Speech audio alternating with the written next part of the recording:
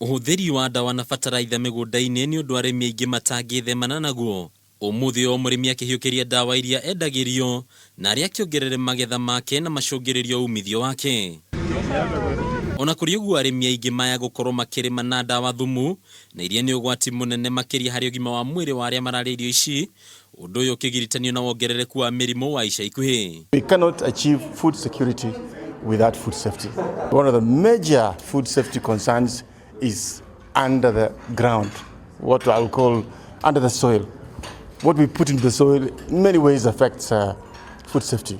Pesticides, synthetic fertilizers. Kũringana na rũhonge rwa ũthuthuria wa ũrĩmi rwa OFPC, imwe cia ndawa iria irahũthĩka ciĩkĩrĩirwo mũkana makĩria ya mĩaka 30 mĩhĩtũku, ĩndĩ kambuni imwe yacokaga gũcibanga rĩngĩ na gũciendia igathĩkĩtwo marĩtwa mangĩ, ũndũ ũrĩa nĩ ta gũikia gĩkuo ndahi harĩ ũgima wa mwĩrĩ wa Kenya. Eventually we eat both the plants and the animals, which of course are deficient from these nutrients, but also have carried these residues of harmful poisonous pesticides and components of the fertilizers, including heavy metals like mercury, lead, copper, arsenic, and so on. People are realizing now that these things are poisonous. I mean, cancer doubles every 2 years in Kenya, and it's rising rapidly. Kuna arĩmi aingĩ matikoragwo na ũmenyo wa ndawa ici, ĩndĩ matanyaga kwandandũra magetha mao.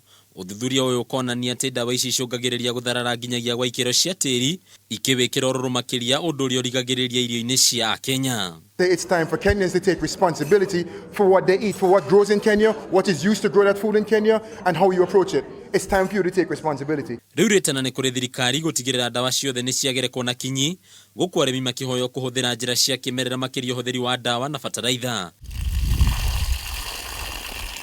Handũ-inĩ ha metha ya wonjoria ya Kameme TV, rĩtwa rĩakwa nĩ Bataru wa Mwangi.